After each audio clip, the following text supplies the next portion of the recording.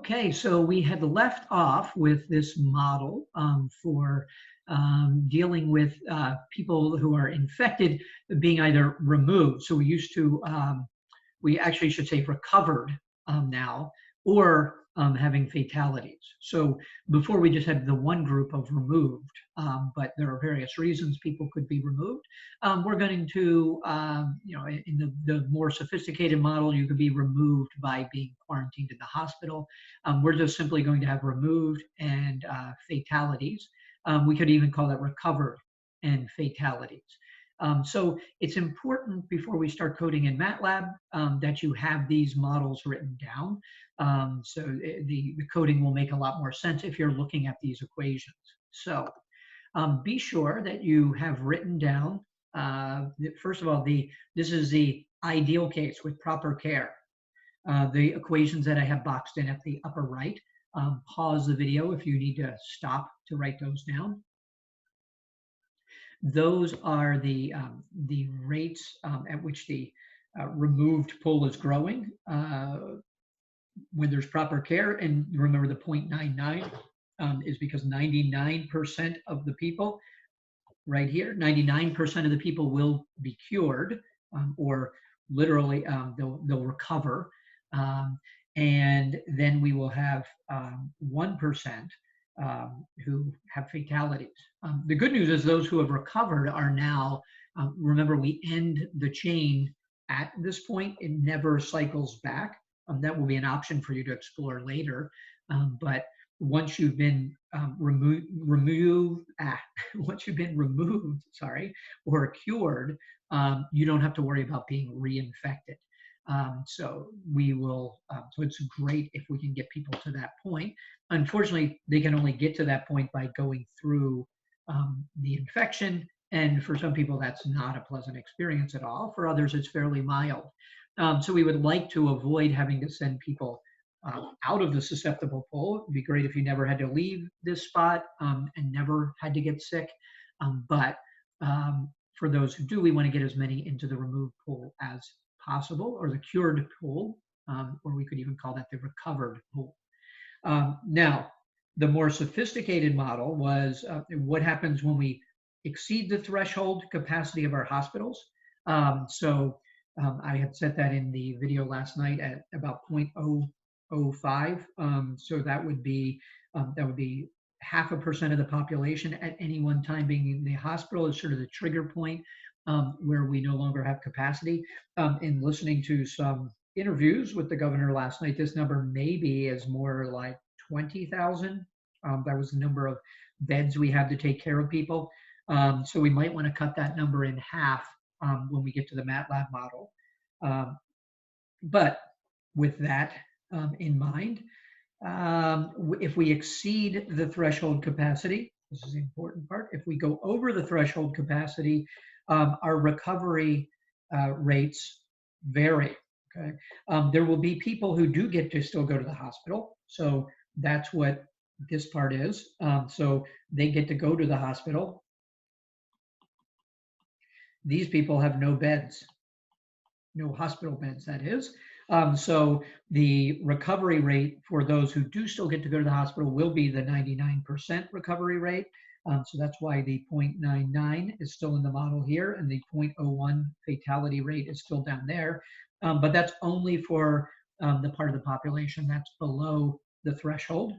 Notice we're going to use this when we've reached the threshold, so we can assume that every bed is filled, which is why I threshold will be used.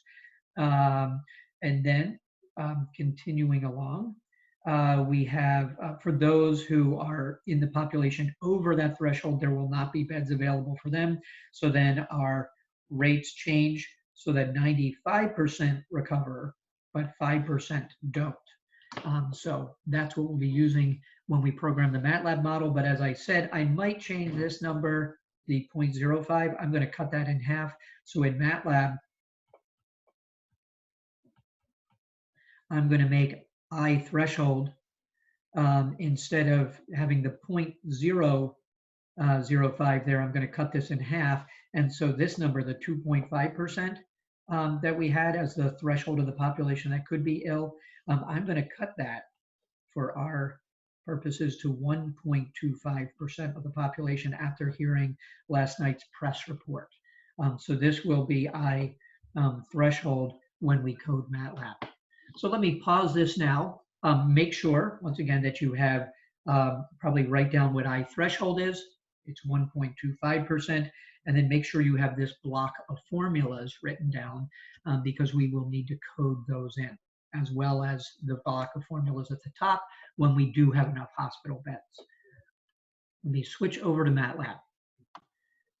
Okay, so now it's time to start coding. So be sure to code along. I will put a copy of the code at the end of this section, but you'll learn a lot more by coding along. Remember, if you're trying to catch up on the coding, I'll try to go at a moderate speed. Some of you may want to pause the video as you type things in order to catch up. Others of you may want to play the video faster in order to, because you type probably faster than I do. So first of all, I did make a mistake when we were doing this model. I forgot to rename it. So this probably should have been version 2, or we could call it version TC, where we have time constants. So I probably should have saved that first in order to avoid erasing the model that had the A, B, and C in the parameters. So I'm going to go ahead and do that. I didn't follow my own advice. So I'm going to save this as the version TC where there are time constants. And save it. Now what we're going to do now, I'm going to get rid of the VTC up here. And we're going to add one more factor here. I'm going to add the fatality category. So R will be now recovered instead of removed because we're going to split the removed into two things. And then let me put an underscore here just to allow us to do that. So our name for this file is, we're going to have the SEIR model with an F tacked onto the end. We will have a vaccine available. We're not going to use it yet, but the vaccine will be there, and this will be our model. So let's save it under that name. So save as, and let's throw the F in there. Let's add an underscore just to separate out the words, and I don't need to call this the time constant version anymore. All versions going forward will have the time constants. So that is the model that we're working with now. Let's see if we keep on going. The date has changed. Oh my goodness, time has been moving along. This for me is 4/2. All right, let's see what else we did in this model. We're going to have this, and I'm going to put /F. We're going to divide that up so that we have fatalities as well. So let's go through our code and try to figure out what it is we need to change in order to match the new model. So we're going to stick with the parameters that we have here. Let's see, we have now added fatalities though, okay? So in the parameters, we need to have a rate for being recovered, okay? In fact, let's call it proportion recovered. So let's put that down before, oh, let's see, where's a good spot for that? Maybe after the time constants. Okay, so we're going to have PR, and in fact, we're going to have two of these, PR1. That's going to be 0.99. And by the way, that means we automatically will know what the proportion going to the fatalities will be with that. So we don't need to set that at 0.01. This will force that to be 0.01. So this is the proportion of recovered with hospital,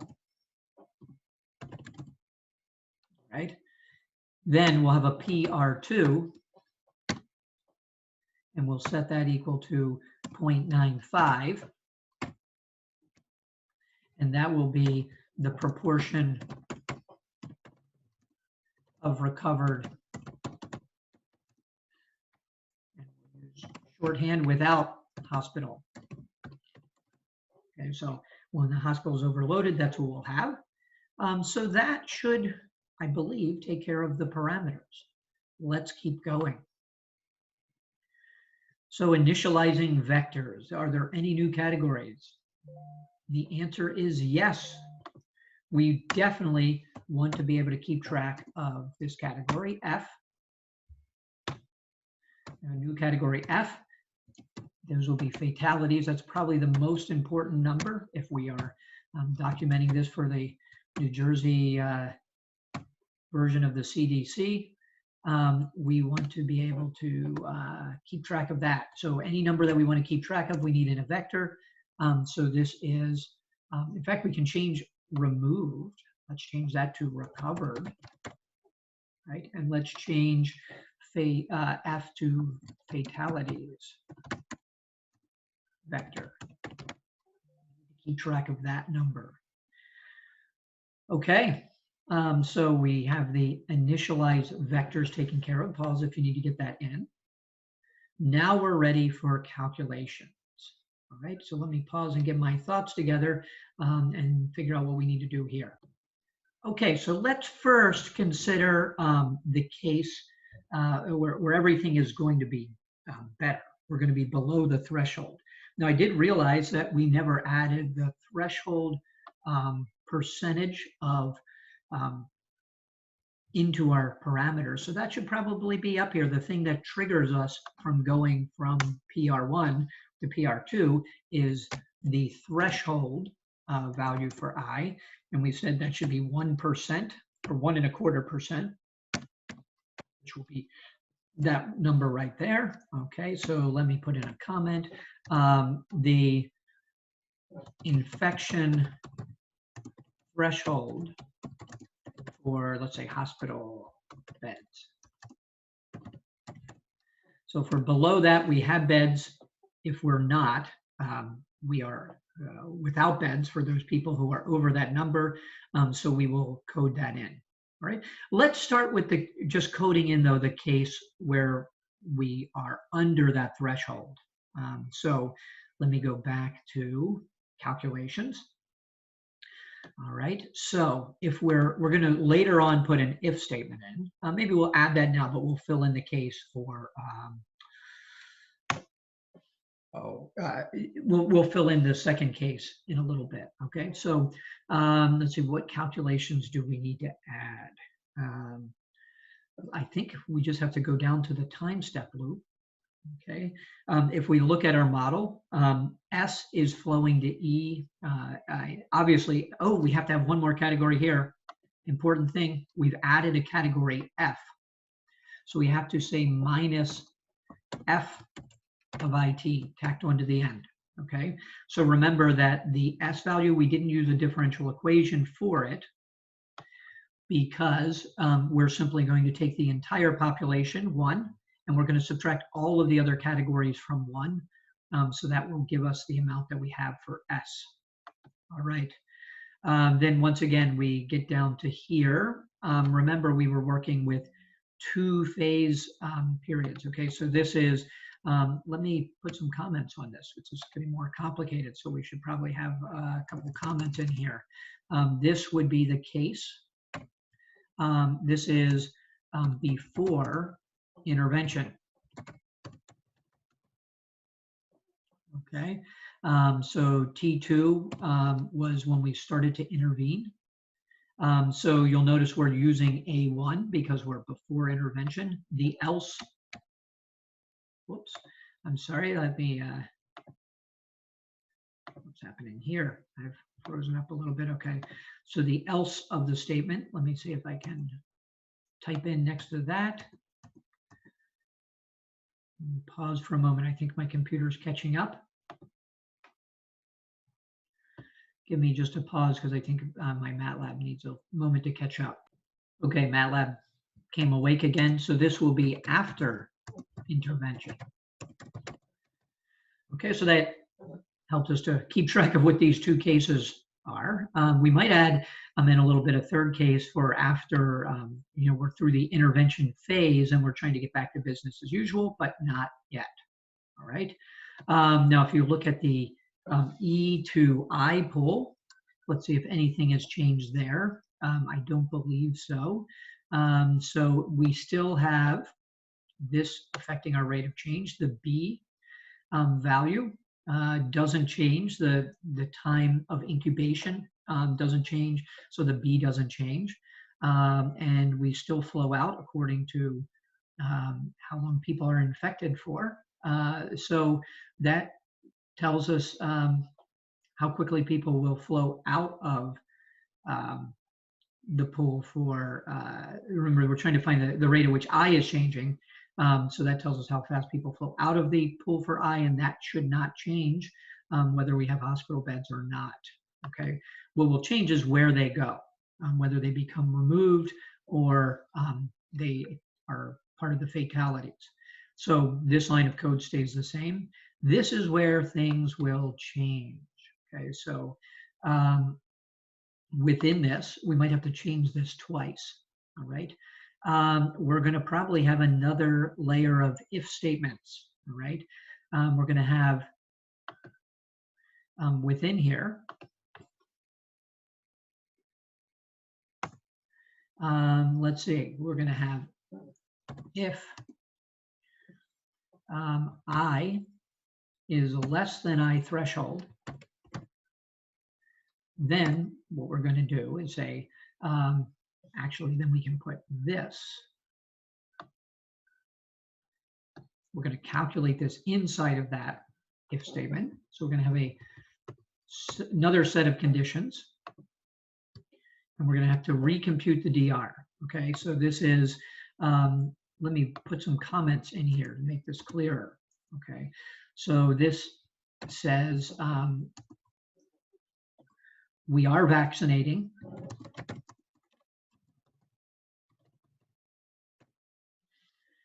Okay, now remember we have DV set to 0, so the vaccination won't do anything.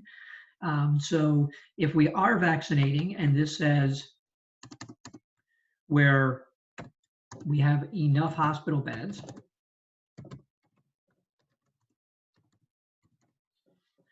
we can calculate this by saying DR. This is really DRDT. Remember, this is where we have a 99% success rate, so we can say 0.99 times this number for our DR value. But we'll also have a DF value. Okay, so this is the rate at which fatalities are increasing, and that will be exactly the same thing, I think minus, let's see. Yes, we won't include the DV because people getting the vaccine will not go to the fatality pool. So let's copy this. It's the same thing, except this is the 0.01 part. Okay. That's if they have, if we're below the threshold. Else, that would mean we can put in here for the else. This is not enough beds. And let's just go ahead and put this in. I think because of the way we're going to want to block this out, I'm going to want to take this entire block and put it into the category where everyone is vaccinated. Let's see. Let's just finish this up and then put the, we'll be able to copy this over. So we'll need to have a DR and a DF that are similar. So let me copy this down. Now we're looking at the more complicated part of the formula. So this, though, what would change in the more complicated formula, if there are enough beds, this is just the number I threshold for the first term. We'll have 99% success rate of removing people from once they finish being infected, they'll be cured. So they will be literally, they'll be recovered rather than removed. But that's only for the first up to where we have enough hospital beds. This is the part that gets more complicated. Let's put it right in front of the DV. We'll keep that on the end. This was where we dropped to a 95% success rate. So you probably want to be looking at the model to see where I'm getting these numbers from. Whoops, not percent, times space here. Then this was the part where we have to take I of IT minus I threshold. That tells us how many people we have who are infected, who are above the limit, the threshold limit. And I forgot something important here. We're going to add on DV.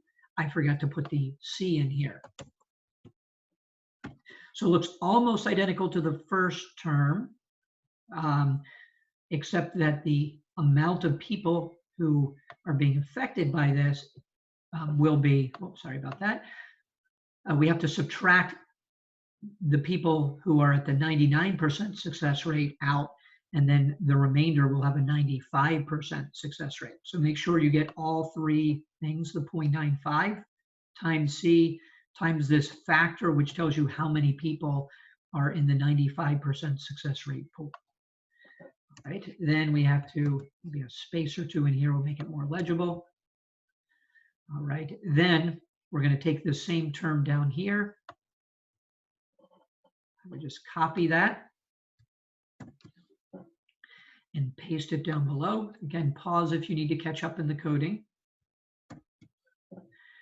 But this is going to become a 0.05 because this is how many will be added, the rate at which we're adding to the fatalities. So notice for the first part of the population, that's 0.01. But then for the part over the threshold, that will become 0.05. So that's how fast the fatalities are growing. All right. Now, we need to do the same thing down below. If everyone is vaccinated, I'm going to take this entire block of code here. In fact, that's if, else. All right, so we need to have all of this.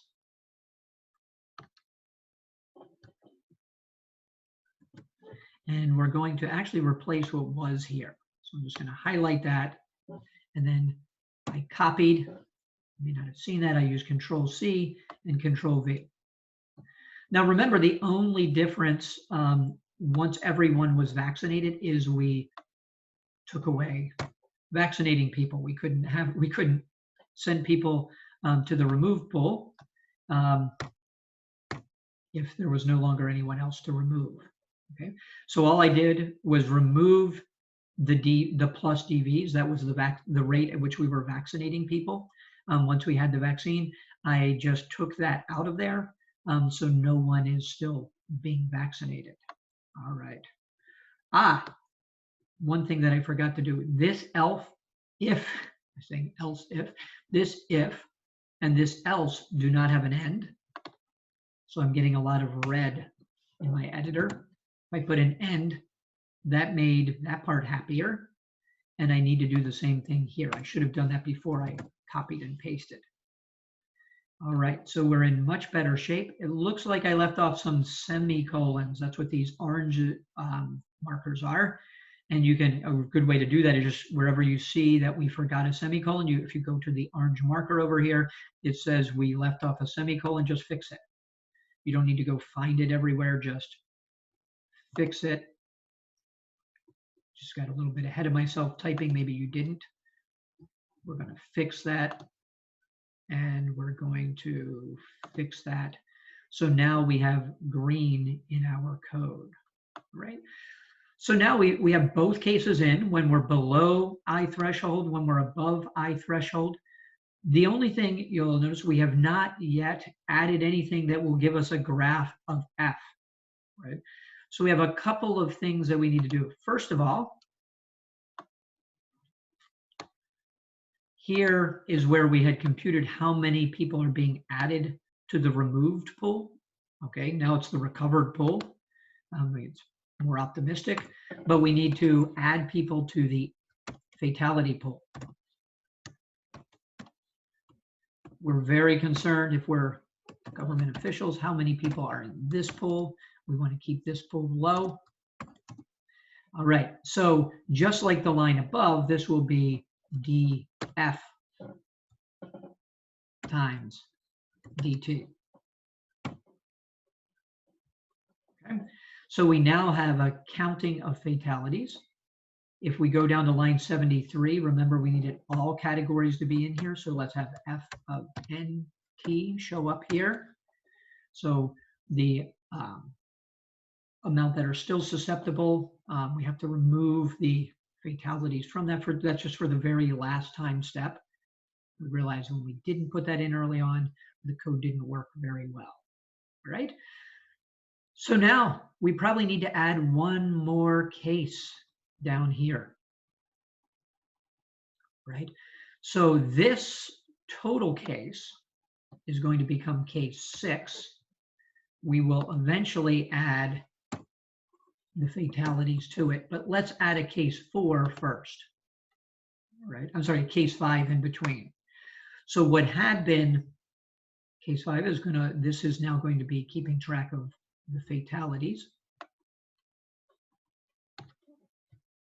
So let's just take case 4 and copy it over and paste it. Let me back case 4 up. So you can see most of the code is this graphic. And those if statements do expand the amount of code that we have. It's not happy that case 4 shows up twice. We're going to make that case 5. And while we're thinking of it, let's go back to the parameters, which is now grown to a longer list. We can have the plot choices go all the way up to 6 now. So R will be F, and 6 will equal everything, all. So now we can go back down to case 5. So we'll drag all the way down to the code where we're plotting. That will be case 5.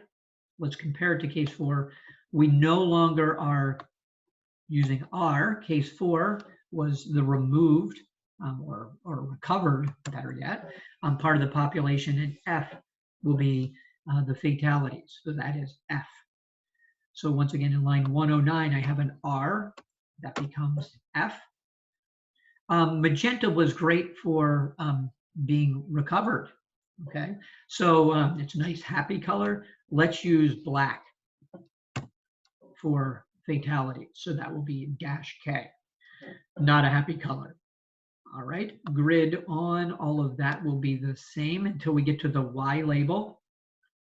This is not the proportion removed. Oh, remember we can change removed to recovered. So in case 4, we can change that to a more optimistic word of being recovered.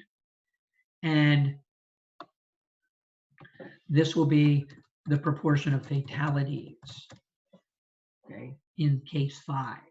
So we need to change that. And this is no longer, oh, and if we change, I'm sorry, back in case 4, if we change it to recovered in one spot, we should change it to recovered in the title as well. So notice what I just did. I changed the Y label and the title to have the word recovered instead of removed. But our title here is fatalities. Now remember, that's being measured as a proportion, which is why we have proportion in the title. So we're measuring that as a proportion of the total population. So let's keep going. This is now case 6. We need to add one more line down here. So we're going to have a ... We're going to have, oh, I forgot to put the color. Oh, no, I did have the color up here. I just separated it in the wrong place. So the magenta line was there. What I need to do is put my ... after the color. And then I need to write in T, comma, F, and the color for that was black. Notice we're keeping these in order. That was important when we get to the legend, that everything is in order. And we're going to have a line width of 2. Our axis will be the same. Grids are the same. Where the X label is the same. Y labels, let's say R/F. Okay, so it'll be removed or fatal. And let's do R/F. Okay, in the title. And then the legend simply needs one more category. It will automatically do it in the order. I think I need a comma there. And it will do it in the order in which things occur. So I believe that this is ready to run. Now, what will be impressive is if it actually runs without an error, which the chance is vanishingly small. Let's see what happens. Of course, there's an error. Okay, so we added a lot of stuff here. So let's see what kind of error we have. Okay, we have an undefined variable C. And notice that looks like a capital C. So when I had typed this, you can see it here, that's a lowercase c, and this is a capital C. Remember when we used A, B, and C as our constants, they were all lowercase. So I need to go to line 66. Easy mistake to make. So in line 66, that should be a lowercase c. And right below it, we're going to have another error if I do not change that. Okay. Now we were in the case where there was not enough beds, it looks like right away, we reached the case where everyone was vaccinated. I suspect that those same things are wrong up here.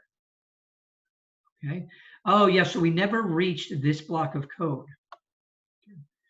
We never reached the block of code where we were vaccinating. I think because we set the vaccination time after the maximum time. So we never reached this block of code. We will get an error when we hit that block of code if we don't change that capital C to a lowercase c. So there were 4 lines of code that all had a capital C instead of a lowercase c. So we addressed those all at once, and hopefully it takes care of our problem. Let's see if it runs properly now. It ran properly. Okay. Now the only thing is, it looks like we never got off the ground, so to speak. So let's figure out what we need to do, probably changing some parameters, or perhaps there's something wrong with our formulas to figure out why the infection never took off. So I'm going to pause and find out where the problem is, and we might have to change some parameters around to see some results. There actually was no problem at all. The problem, oops, let me run what we just had, isn't a problem. The problem is that we kept the fatalities pretty low. And if you look at line 23, I'm on plot choice 5, which used to produce all of the graphs, but we pushed all of the graphs out to plot choice 6. So I was only plotting the fatalities, all right? And if we look at the fatalities, the good thing is, remember, this is a cumulative. I can do the max of F. So the fatalities, I mean, that's okay news. We kept the fatalities down to 1.2% of the population. Now, if you take that answer times 9 million people, that's still, if you look at that number, if we wrote that out in standard form, that would be 116,000 people, all right? So that's a lot of people, even though the percentage is held down to 1%. We would probably want to do better than that, all right? Now, you can see this graph is, the scale isn't very good to see what happens over time. I would probably, since the fatality rate in total, or proportion in total, takes us down to about 1%, let's set Y max to something like 0.05.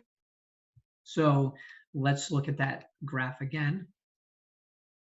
Okay, now this is clearly a problem. The number of fatalities should not be dropping off for the proportion versus time. So let's pause and figure out why that fatality rate is actually dropping, because there is nothing that should make it go down. Let me pause and figure that out. I'm going to let you debug with me. So if you type in max F, you can see that the answer is about 1.29%. Okay, that's right around what I threshold is. So clearly, it looks like we were growing the way I might have expected until we reached I threshold, and then something seems to have gone awry once we've gone past that point. So I would expect to see this would continue to grow, or at least hold level, and something's causing it to go down. So we must be in one of the cases where we've exceeded the threshold. So let me investigate further. Aha, I think I might be onto something here. Big problem here. That I would be a whole vector of I's. I'm not sure why this worked at all. It should be I of IT. And the same thing should have been copied down to the second case where we're not vaccinating anymore. And this was the everyone has been vaccinated case.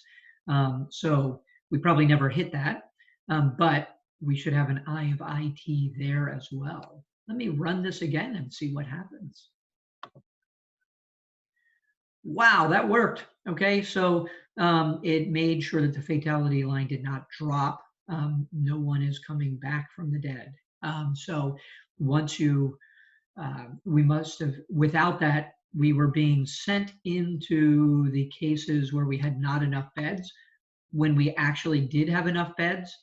And that means that this number right here was actually negative. So we had something that was clearly making DF negative. That's really DFDT, because if the line for F is coming down, it must have a negative derivative. So that's what was going on. So the mistake was having I here. I was thinking algebraically instead of thinking in MATLAB terms. It's the I that we're on needs to be below the theoretical value in order for that to work. Now, I can take the max of F. Sure enough, the max of F is 0.135% of the population. Once again, if you take answer times 9 million, that's a lot of people.